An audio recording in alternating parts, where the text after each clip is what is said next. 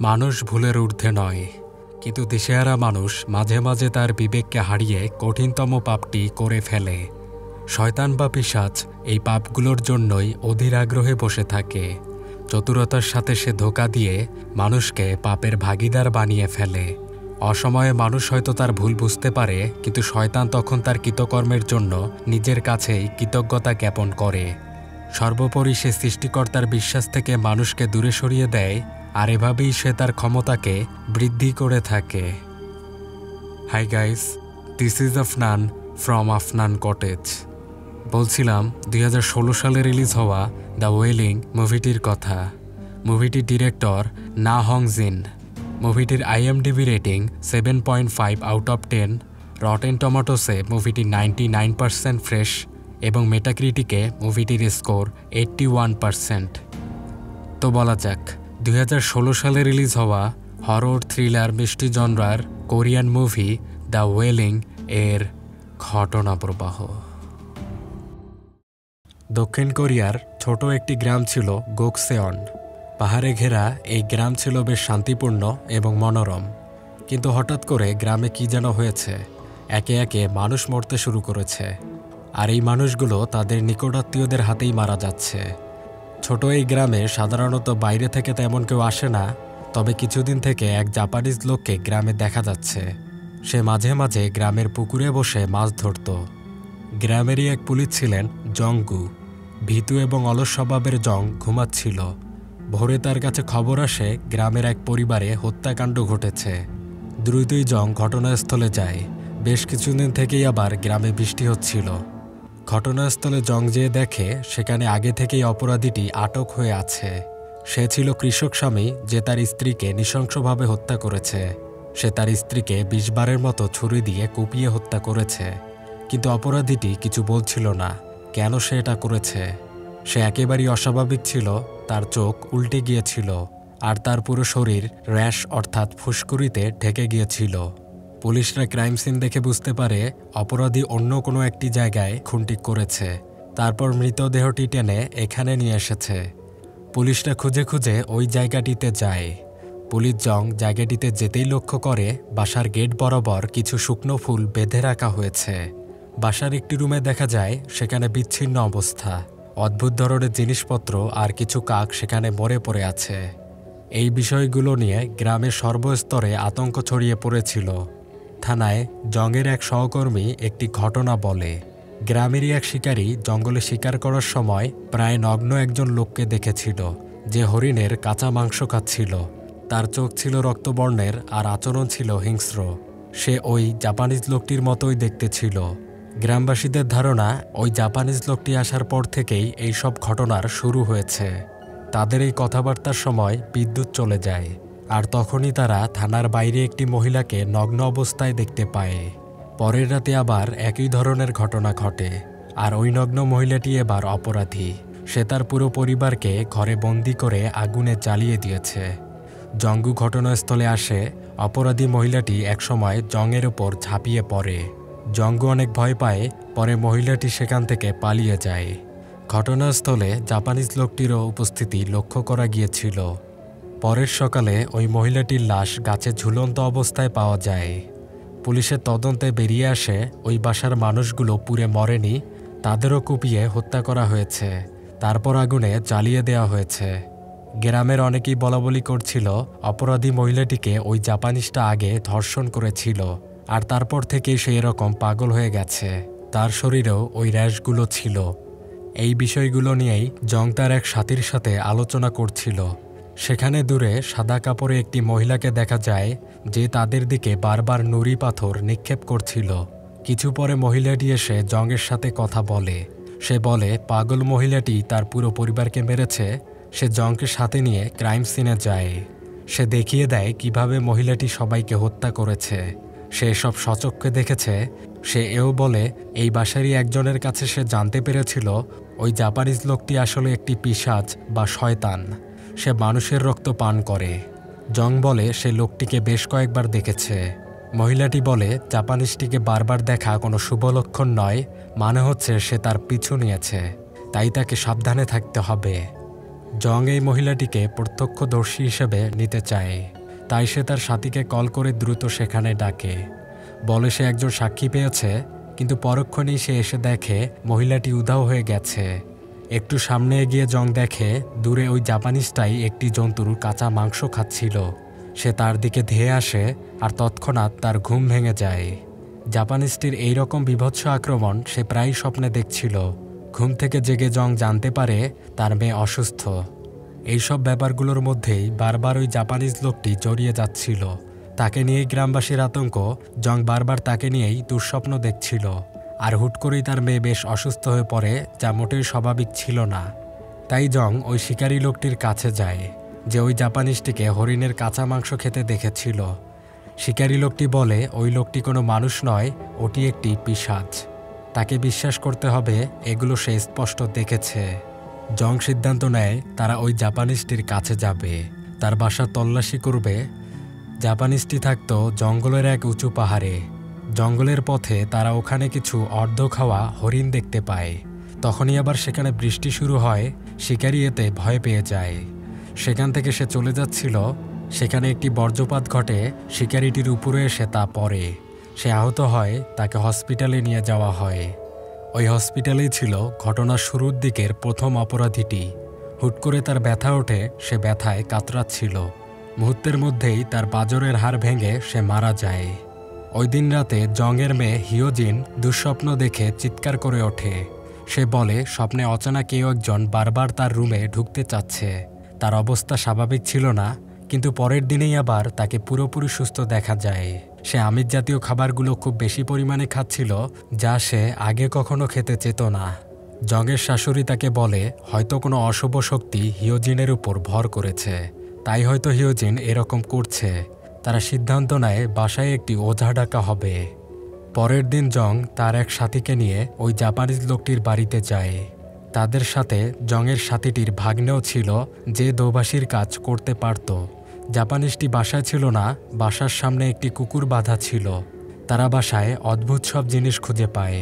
এক রুমে তারা কালো জাদুমন্ত্রের আলামত জিনিসগুলো পায়, আর অন্য আরেকটি রুমে পাওয়া যায় বেশ কিছু ছবি।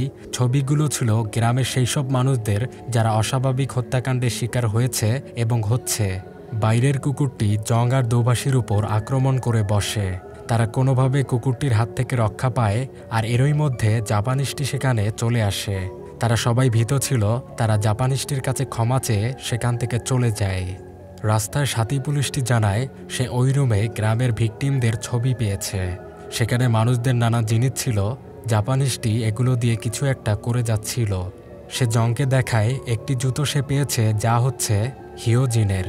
আর হিয়োজিন এখন অস্বাভাবিক আচরণ করছে। জং বাসায় এসে হিয়োজিনকে জিজ্ঞেস করে তার এক পা জুতো হারিয়েছে কিনা। হিয়োজিন বলে না, সে অন্যমনস্ক ছিল, আর হয়তো সে ইচ্ছে করেই তার বাবার কথায় গুরুত্ব দিচ্ছিল না। জং জিজ্ঞেস করে সে ওই জাপানিজটিকে চিনে কিনা, তার সাথে কি তার সাক্ষাৎ হয়েছে। হিয়োজিন অবশেষে বলে সে তাকে চিনে। জং তার মেয়েকে আরও জিজ্ঞেস করতে গেলে হিয়োজিন চিৎকার করে ওঠে। সে বাজে ব্যবহার করে সেখান থেকে চলে যায়। প্রথমবারের মতো হিয়োজিনের এরকম ব্যবহার দেখে জং নিশ্চিত হয়ে যায় তার মেয়ের সাথেও খারাপ কিছু একটা ঘটেছে। রাতে জং তার মেয়ের রুমে আসে। সে হিয়োজিনের খাতায় বীভৎস কিছু ছবি এবং শয়তানাকৃতির কিছু ড্রয়িং দেখতে পায়। জং তার মেয়ের শরীর চেক করে দেখতে পায় তার থাইয়ে কিছু র্যাশ পড়েছে। এ সময় হিয়োজিন জেগে ওঠে। সে তার বাবার উপর চিৎকার শুরু করে দেয়। সে বাজেভাবে তাকে গালাগালি করে আর বলে সে কেন তার শরীর চেক করছিল। জং অনেক কষ্ট পায়। বাসায় দ্রুত ওঝা আনার ব্যবস্থা করা হয়। জং পরের সকালে জাপানিদের বাসায় যায়। সে অনেক রেগেছিল। বাসায় খুঁজে আগের ছবি বা অন্য জিনিসগুলো পাওয়া যায় না। জাপানিজটি বলে সে এগুলো পুড়িয়ে দিয়েছে। জং জিজ্ঞেস করে কেন সে এই গ্রামে এসেছে। জাপানিজটি বলে এর কারণ বললে তারা তা বিশ্বাস করবে না। অস্পষ্ট এসব কথা শুনে জং অনেক বেশি রেগে যায়। সে তার পুরো বাড়ি কুড়াল দিয়ে কুপিয়ে ভেঙে ফেলে। ওখানে থাকা কুকুরটি জংয়ের উপর আক্রমণ করলে জং কুপিয়ে কুকুরটিকেও মেরে ফেলে। জং জাপানিজটিকে হুমকি দেয় এইসব বাদ দিয়ে গ্রাম থেকে চলে যেতে। জাপানিজটি স্থির দাঁড়িয়েছিল। সে এর কোনো প্রতিক্রিয়াই দেখাচ্ছিল না। পরের সকালে জঙ্গুর বাসার সামনে একটি বিচ্ছেদ করা ছাগল ঝুলন্ত অবস্থায় পাওয়া যায়। সবাই ভয় পেয়েছিল, আর ওই সময়ই জং ছোট একটি সাময়িক স্ট্রোকের শিকারও হয়। তাকে আকুপাঞ্চার চিকিৎসা দেওয়া হয়। বাসায় তখন হিয়োজিন এক প্রতিবেশীর সাথে ছিল, তাই ভয় পেয়ে সবাই বাসায় চলে আসে। কিন্তু এরই মধ্যে একটি দুর্ঘটনা ঘটে গেছে। হিয়োজিন ওই প্রতিবেশীটিকে ছুরি দিয়ে আহত করে ফেলেছে। তাই পরের দিনে ওঝাকে নিয়ে আসা হয়। বাসাতে ঢুকতেই ওঝা একটি জারে মৃত কাক খুঁজে পায়। সে বলে বাসায় অশুভ শক্তির প্রভাব রয়েছে। এরপর সে এক্সরসিজম বা সহজ বাংলায় ঝাড়ফুঁকের কাজ শুরু করে। এ সময় হিয়োজিন বেশ অসুস্থ হয়ে পড়ে, সে সেন্সলেস হয়ে যায়। ওঝা বলে তার দেখা অশুভ শক্তির মধ্যে এটি সবচেয়ে ক্ষমতাধর। গ্রামের অন্যান্য পরিবারগুলোতেও এসবের প্রকোপ বেড়ে গিয়েছিল। সম্প্রতি পার্ক নামের এক লোক তার পরিবারকে ঠিক একইভাবে মেরে ফেলেছে, কিন্তু তাকে খুঁজে পাওয়া যাচ্ছিল না। তবে তাকে জাপানিজ লোকটি খুঁজে পেয়েছিল। পথে ওঝা জংয়ের কাছে জানতে পারে হিয়োজিন কিছুদিন আগে এক জাপানিজের সংস্পর্শে এসেছিল। তারপর থেকেই সে এরকম। ওঝা বলে ওই জাপানিজ মানুষ হলেও আসলে সে একটি পিশাচ বা শয়তান। তার শরীরে শয়তান বসবাস করছে। তাকে বিতাড়িত করতে হলে বড় মাপের এক্সরসিজম করতে হবে। কিন্তু এই এক্সরসিজম চলাকালীন হয়তো তার মেয়ে একটু কষ্ট পেতে পারে, কিন্তু কোনোভাবেই এই এক্সরসিজম বন্ধ করা যাবে না। জং জানতে চায় কেন তার মেয়েকেই ওই শয়তানটি শিকার বানিয়েছে। ওঝা বলে শয়তানটির বাধা ধরা কোনো নিয়ম নেই। বড়শিতে যেমন পুকুরের কোনো একটি মাছ হেনে যায়, ঠিক একইভাবে তার মেয়েও ওই শয়তানের শিকারে পরিণত হয়েছে। পরের দিন ওঝা তার এক্সরসিজমের প্রস্তুতি নেয়। অন্যদিকে জাপানিজটি বাজার থেকে নিয়ে আসে কয়েক জোড়া কালো মুরগি। সূর্যাস্তের পর শুরু হয় ওঝার জমকালো এক্সরসিজম। আর পাহাড়ের বাসায় জাপানিজ করছিল তার জাদু মন্ত্র। শুরুতে মনে হচ্ছিল ওঝা জাপানিজের শক্তির প্রভাব কমানোর জন্য এক্সরসিজম করছে, আর জাপানিজ করছিল তার শক্তি বাড়ানোর জন্য।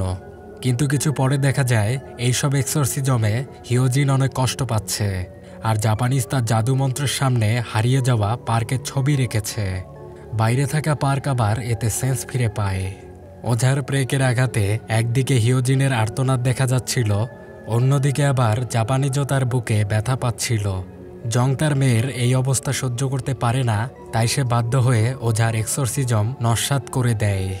পরিস্থিতি স্বাভাবিক হয়, জাপানিজ স্বস্তি পায়, সে রুমে গিয়ে শুয়ে পড়ে। আর তখন সে রুমের বাইরে ওই সাদা কাপড় পরিহিতা মহিলাকে দেখতে পায়। একদিকে জাপানিজ ব্যক্তি, অন্যদিকে ওঝা, আর মাঝে সাদা কাপড় পরিহিতা মহিলা। জং হিয়োজিনকে হসপিটালে নিয়ে যায়। তারপর সে একজন ফাদারের কাছে আসে। ফাদারের সাথে ওই জাপানিজ ব্যক্তিটিকে নিয়ে আলোচনা করে। ফাদার বলে শুধুমাত্র মানুষের কথার উপর ভিত্তি করেই সব বিশ্বাস করা যায় না, যতক্ষণ না স্বচক্ষে তার সত্যতা মেলে। হতে পারে এসব ভুল ধারণা বা গুজব, আবার হতে পারে সবই সত্য, তাই যাচাই করে দেখতে হবে। এসব কথার পরে জং সিদ্ধান্ত নেয় সে দলবল নিয়ে জাপানিজের বাসায় যাবে। তাকে আটক করবে। সে যদি আসলেই পিশাচ হয়ে থাকে তাহলে সে তার আসল রূপে ধরা দিবে, তার ক্ষমতা দেখাবে, আর এতেই সবকিছু পরিষ্কার হয়ে যাবে। কিন্তু ওই দিন সকালে জাপানিজ উঠে দ্রুতই পার্কের গাড়ির কাছে যায়, তবে পার্ক সেখানে ছিল না। জাপানিজের বাসায় এসে জংরা ভাঙচুর শুরু করে দেয়।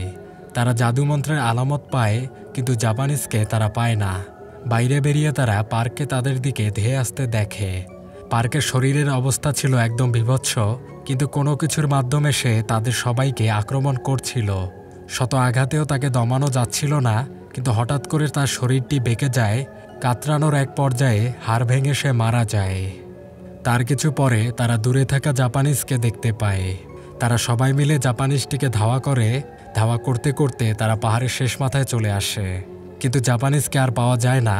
জাপানিজটি পাহাড়ের কিছু নিচে পড়ে গিয়েছিল, সে লুকিয়ে সেখানে কাঁদছিল। তার কিছু দূরে ছিল সাদা কাপড় পরিহিতা মহিলাটি, যে জাপানিজকে দেখে মৃদু হাসছিল। জাপানিজ সেই মহিলার পিছু নেয়। বৃষ্টির সেই বিকেলে জংরা ঘায়েল অবস্থায় বাসা ফিরছিল। রাস্তায় একটা অ্যাক্সিডেন্ট হয়। একটি লোক পাহাড় থেকে তাদের গাড়ির সামনে এসে পড়ে। বেরিয়ে জংরা দেখতে পায় এটা সেই জাপানিজ লোকটি, সেই প্রায় মৃত অবস্থায় ছিল। জংরা তাকেই পিশাচ ভাবত, তাই দ্বিতীয় কোনো কিছু না ভেবে তারা জাপানিজকে পাহাড় থেকে নিচে ফেলে দেয়। অন্যদিকে ওঝা তার কর্মশালায় কিছু অনুভব করার চেষ্টা করছিল। সে পাহাড়ের দিকে তাকিয়ে বলে ইঁদুর তার জন্য রাখা ফাঁদে আটকা পড়েছে। হসপিটালে যে জং দেখে হিয়োজিন সুস্থ হচ্ছে। সুস্থ অবস্থায় মেয়েকে পেয়ে জং কেঁদেই ফেলে। এরপর থেকে ওঝা জংকে কল করেই যাচ্ছিল, কিন্তু কল রিসিভ না করায় ওঝা জংয়ের বাড়িতেই চলে আসে। কিন্তু ওখানে যে তার নাক দিয়ে রক্ত বের হতে থাকে। সামনে সে ওই সাদা কাপড় পরিহিতা মহিলাকে দেখতে পায়। এতে তার নাক মুখ দিয়ে রক্তবমি শুরু হয়। সে সেখান থেকে পালিয়ে যায়। রাস্তায় তার গাড়ি পঙ্গপালের আক্রমণের শিকার হয়। ওঝা জংকে আবার কল করে। এবার রিসিভ করলে ওঝা বলে তার অনেক বড় ভুল হয়ে গেছে। পিশাচ জাপানিজ নয়, ওই সাদা কাপড় পরিহিতা মহিলাটি। জাপানিজটি তার মতো একজন ওঝা ছিল, যে গ্রামবাসীকে রক্ষা করার চেষ্টা করে যাচ্ছিল। ওঝা জংকে দ্রুত বাসায় তার মেয়ের কাছে যেতে বলে। অন্যদিকে দেখা যায় ওই দিনই দোভাষীটির পুলিশ মামা তার পুরো পরিবারকে মেরে ফেলেছে। এর মানে এখনও পিশাচ অক্ষত আছে। তাই সে ছেলেটি ওই পাহাড়ের উদ্দেশ্যে রওনা হয়। তার ধারণা জাপানিজটি বেঁচে আছে। জং দ্রুতই তার বাসায় এসে হিয়োজিনের খোঁজ করে। হিয়োজিন বাসায় ছিল না। তাকে খুঁজতে বেরোলে জং ওই সাদা কাপড়ের মহিলাটির দেখা পায়। মহিলাটি বলে সে তার পরিবারকে বাঁচাতে চায়। শয়তান হিয়োজিনের ভিতরে প্রবেশ করেছে। জংকে তার বাসায় যাওয়া যাবে না, গেলে সব পণ্ড হয়ে যাবে। হিয়োজিন বেশে শয়তান সবাইকে মেরে ফেলবে। জং বলে মহিলাটিকেই বা কেন সে বিশ্বাস করবে? সে মানুষ নাকি পিশাচ? মহিলাটি সামনে আসে, বলে শয়তান তোমাদের বোকা বানিয়ে যাচ্ছে। তুমি তার বীভৎস রূপ স্বপ্নেও দেখেছ, কিন্তু না বুঝেই তুমি বারবার শয়তানের পথেই চলে যাচ্ছ। তোমাকে শুধু ধৈর্য ধরতে হবে। আমি শয়তানের জন্য একটি ফাঁদ পেতেছি। যখন 3টি মোরগ ডেকে উঠবে, তখনই শয়তান সেই ফাঁদে আটকা পড়বে। আর এই 3 ডাক পর্যন্ত তোমাকে এখানেই থাকতে হবে। দোভাষী ছেলেটি পাহাড়ের এক গুহায় আলো দেখতে পায়। সেখানে যেয়ে সে দেখে জাপানিজটি বেঁচে আছে, আর সে সেখানে জাদুমন্ত্র জাতীয় কিছু করছে। ছেলেটি বলে তুমি বেঁচে আছো, তাহলে তো তুমি শয়তান। কিন্তু যদি তুমি না হয়ে থাকো, বা যদি হয়েও থাকো, তাহলে তুমি তোমার আসল রূপটি দেখাও, তোমার আসল পরিচয়টি জানাও, তাহলে আমি তোমায় ছেড়ে দিব। অন্যদিকে জংকে ওঝা কল দিয়ে বলে সে বাসায় গিয়েছে কিনা। জং বলে সে ওই মহিলার সামনেই দাঁড়িয়ে আছে। ওঝা বলে তাকে কোনোভাবেই বিশ্বাস না করতে। এদিকে মহিলাটিও বলে ওঝাকে বিশ্বাস না করতে, সে শয়তানের সাথে জড়িত। এসবের মধ্যে জং দিশেহারা হয়ে পড়ে। জং মহিলাটিকে বলে তুমি যদি সত্যি আমার পরিবারকে বাঁচাতে চাও, তাহলে কেন ওই শয়তানটিকে আমার মেয়ের শরীরে প্রবেশ করতে দিলে? আগে থেকেই কেন তাকে রক্ষা করে যাচ্ছিলে না? মহিলাটি বলে আমি রক্ষা করেই যাচ্ছিলাম, কিন্তু তুমি মাত্রই একটি পাপ করে ফেলেছ। তুমি না বুঝে নির্দোষকে মেরে ফেলার চেষ্টা করেছ। তোমার এই পাপের জন্য তুমি সহ তোমার পরিবারের ওপর শয়তানের শক্তি বেড়ে গেছে, আর আমার শক্তি সেখানে কমে গেছে। তাই আমি এখন সীমায় থেকে শয়তানের জন্য শুধুমাত্র ফাঁদি তৈরি করতে পারবো। তুমি শুধু অপেক্ষা করো। হিয়োজিন অদ্ভুত বেশে বাসায় চলে আসে। এসে সে কাঁচা মাছ মাংস খেতে থাকে। একে একে 2টি মোরগের ডাক শেষ হয়। জং এসবে অস্থির হয়ে বাসা যেতেই ধরে। মহিলাটি তার হাত আটকে তাকে ধরে থাকে। হাতের স্পর্শ পেয়ে জংয়ের অন্যরকম অনুভূতি হতে থাকে। জং দেখে মহিলাটির কাছে থাকা পোশাক সে গ্রামের ভিকটিমদের কাছে দেখেছে, আর মহিলাটির কাছে হিয়োজিনের চুলের ক্লিপটিও রয়েছে। সে ভাবে মহিলাটি শয়তান। সে সেখান থেকে চলে যায়। জং বাসায় আসে। বাসার বাইরে থাকা ফুলগুলো শুকিয়ে যায়।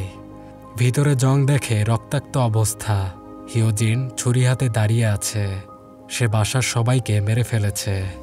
জং হাহাকার করে। সে তার মেয়েকে আর্তনাদ করে ডাকে। সেও তার মেয়ের হাতে মারা যায়। গুহায় থাকা জাপানিজ বলে দোভাষী তাকে ছেড়ে দিলেও জাপানিজ কি তাকে ছেড়ে দিবে? সে ক্যামেরা হাতে তুলে দোভাষীটির ছবি তুলতে থাকে, আর ধীরে ধীরে সে তার আসল রূপে সামনে চলে আসে। পরের সকালে ওঝা জংয়ের বাসায় আসে। সে পরিবারের সবার ছবি তুলে নিয়ে চলে যায়। তার কাছে এভাবেই গ্রামের সব ভিকটিমদের ছবি রয়েছে।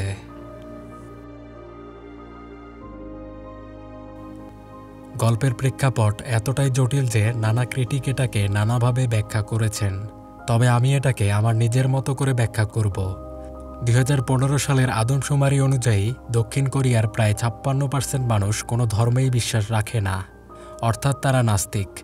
এরকমই একটি গ্রাম ছিল গেকসেয়ন। এরকম গ্রামে শয়তান সহজেই তার ধ্বংসলীলা চালাতে পারবে। শয়তান কোনো এক জাপানিজ লোকের মধ্য দিয়ে সেই গ্রামে প্রবেশ করে, কিন্তু শয়তান একাই সবকিছু করতে পারবে না, তাই সে সহকারী হিসেবে নিত এক ওঝাকে। ওঝা এতে শয়তানের শিষ্য হয়ে তার কাছ থেকে ক্ষমতার অধিকারী হতে পারবে। গ্রামকে শয়তানের হাত থেকে রক্ষার জন্য সৃষ্টিকর্তা দূত হিসেবে প্রেরণ করলেন সাদা কাপড় পরিহিতা মহিলাটিকে। শয়তান প্রবেশের শুরু থেকেই সে গ্রামের মানুষদের নানাভাবে রক্ষা করে যাচ্ছে, কিন্তু সৃষ্টিকর্তার পথ সহজ পথ, বিশ্বাসের পথ। এই বিশ্বাস যখন পুরোপুরি চলে যায় তখন ওই প্রেরিত দূত আটক হয়ে পড়ে, চাইলেও তখন রক্ষা করতে পারে না। এই প্রেরিত দূত শয়তানের টার্গেটকে সে পাথর ছুঁড়ে সতর্ক সংকেত দেয়। এই কনসেপ্টটি বাইবেল থেকে নেওয়া হয়েছে। বাইবেল মোতাবেক যার কোনো পাপ নেই সেই প্রথম পাথর ছুঁড়তে পারবে। আরও একটি কনসেপ্ট বাইবেল থেকে নেওয়া হয়েছে। 3টি মোরগ ডাকার বিষয়টা বাইবেল মোতাবেক বিশ্বাসের ক্ষেত্রে ব্যবহার করা হয়েছে। সৃষ্টিকর্তার প্রতি একটি আস্থা রাখার জন্য বিষয়টি ব্যাখ্যা করা হয়েছে। মানুষের করা পাপ এই প্রেরিত দূতের ক্ষমতাকে কমিয়ে দেয়, আর তার ক্ষমতা কমে গেলে অবশ্যই শয়তানের ক্ষমতা বেড়ে যাবে। জাপানিজ ব্যক্তি আসলে একজন নির্দোষ মানুষ, কিন্তু শয়তান তার শরীরকে কবজা করেছে। ওই দিন জাপানিজটি যখন পাহাড়ের নিচে বসে কাঁদছিল তখন তার মধ্যে শয়তান ছিল না।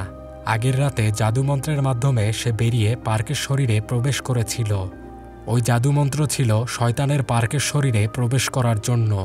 আর অন্যদিকে ওঝা শয়তানের নির্দেশ অনুযায়ী হিয়োজিনের প্রোটেকশন নষ্ট করার জন্য এক্সরসিজম করছিল, সাদা মহিলা যাতে তার শক্তি দিয়ে হিয়োজিনকে রক্ষা করতে না পারে।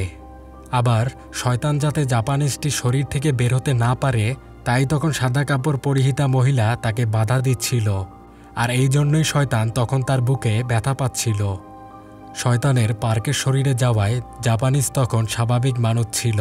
বারবার সাদা কাপড়ের মহিলাটিকে দেখতে পাওয়ায় সে তার পিছু নিয়েছিল।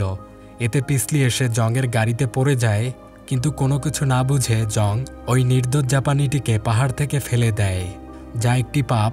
এতে মহিলাটির ক্ষমতা কমে যায়, সে শয়তানকে হিয়োজিনের শরীরে যেতে বাধা দিতে পারে না। এজন্যই ওঝা তখন বলেছিল ইঁদুর তার ফাঁদে আটকা পড়েছে, অর্থাৎ শয়তানের বিছানো ধোকায় পড়েই তো মানুষ পাপ করে। শয়তান তার টার্গেট নির্বাচন করে, তার কাছ থেকে কিছু জিনিস নিয়ে তার উপর জাদুমন্ত্র দিয়ে তাকে অভিশপ্ত করে ফেলে। ওঝা সেই টার্গেটের রক্ষা কবচ নষ্ট করার চেষ্টা করে। শয়তান কোনোভাবে ভিকটিমদের দ্বারা পাপ করিয়ে নেয়, আর এতেই সে তার ক্ষমতা বৃদ্ধি করে ভিকটিমের শরীরে প্রবেশ করে, তার মাধ্যমে পুরো পরিবারকে নিঃশেষ করে ফেলে। আর তারপর তাদের ছবি তুলে নিয়ে এসে শয়তান তাদের আত্মাকে বন্দী করে রাখে। পাপী মানুষ এভাবেই তার পাপের মাধ্যমে শয়তানের ধ্বংসাত্মক পথকে সহজ করে দেয়।